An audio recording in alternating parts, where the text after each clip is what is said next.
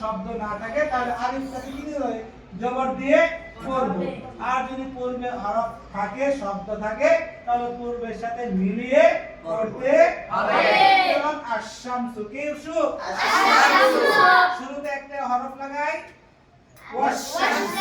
ওয়াশ-শামসু আত-তাজিরু আছে কি আছে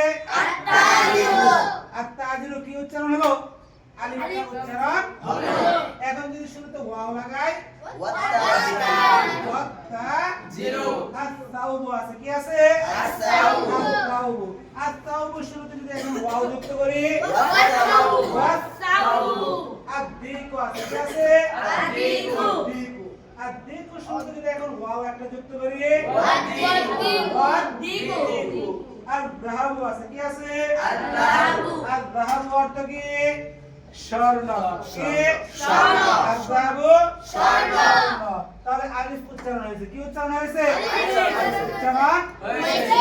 এখন আলিফের শুরুতে যদি একটা ওয়াও যুক্ত করি তাহলে কি হবে ওয়াত-রাহাবু আর রজুলু আছে কি আছে রজুলু আর রজুলের শুরুতে যদি একটা ওয়াও যুক্ত করি এখন রজুলু কিন্তু